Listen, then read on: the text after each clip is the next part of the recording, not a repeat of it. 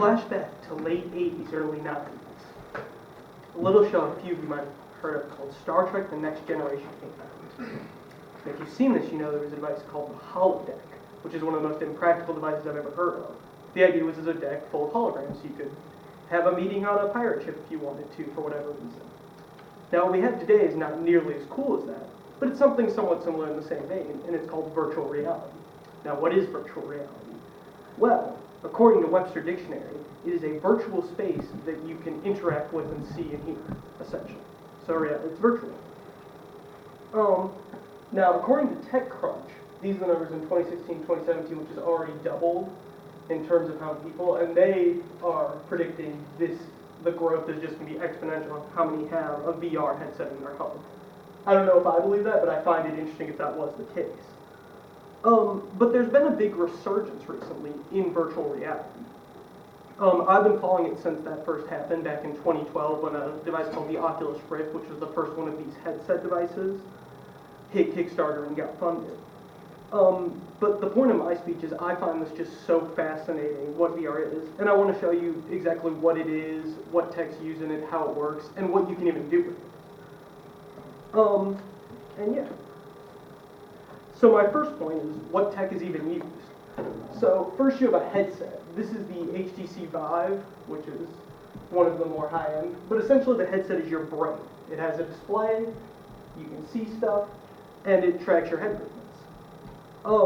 Now, what's interesting about this display is it has to run very fluid and crisp, because if it doesn't, your eyes and everything would be able to tell that it's different. So it runs around 60 or 90 frames. Just for reference, most movies run at 24 frames, just so you get an idea. Next you'd have headphones or audio, just to visualize, or to hear it.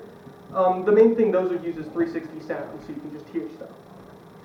And most movies use that, so if you hear something going across the screen, that's 360 sound. Lastly, we have a controller, which has a motion sensor, touchpad, and a trigger. Which, same idea, very simple tech, but used to more immerse you. Which brings me to my second point. How is it used? Well, the visual and audio is pretty simple. Using the head track and everything, you can see in a virtual world. And using 360 sound, the sound moves with your head. The controllers allow you to interact with that space, so you can just move around certain ideas, and it more completes the immersion. What's more interesting is something Valve and the people who made the HTC Vive invented, which is called lighthouse tracking technology. And essentially what this does is it uses two light boxes set up on opposite sides of the rooms, which project unseen light that tracks your entire body, creating an actual virtual space around you that you can walk around and move around in. And that's where the true holodeck or virtual space comes in. Which brings me to my third point. What can you even use this stuff for? For gaming, I think it's pretty obvious. You can, maybe you could take a racing game and now you're in a race car, driving. One of the ones I actually got to try in my experiences was something called Job Simulator, which sounded amazing to me, doing a job in virtual space. Who wouldn't want to do that? But it was actually kind of fun with funny humor, and it's really cool to me even just doing minute things in a virtual space. That's something that always interests me. But one of the more interesting ways I found it was used was artists. You can actually draw things in it, you can create models, and I've seen spray painters or people who do graffiti use it a lot to test out stencils and designs, which I found interesting. You can actually make full-scale, life-size models because virtual space is infinite and there's nothing to stop you and your resources are infinite. And you can truly get up close and personal with your creations.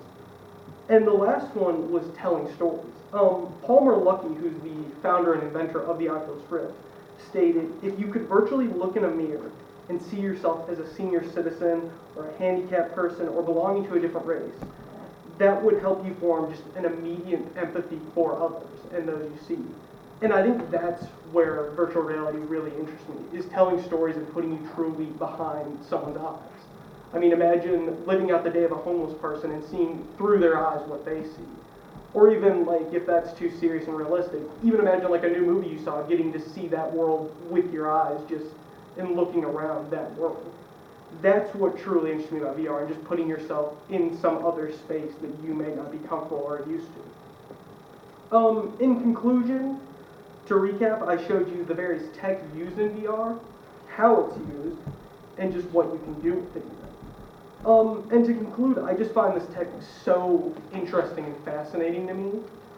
Well, I think it's more of a niche product due to costs and stuff. I think it's something everyone should at least give a shot, whether it's mobile VR or going to like a Microsoft store trying it out. It's something I cannot do justice with words. And I hope that now you just know a little bit more about VR. Thank you. Any questions? I wonder if there's a way to, like, so if you create art in a virtual way, is there a way to photograph it or preserve it so you can view it later? So you could even make like, you could use a product like AutoCAD or something to make blueprints of whatever you made. So if you made like a model of a ship, you could print out blueprints and then create that in a real life space. Would be one way to do that.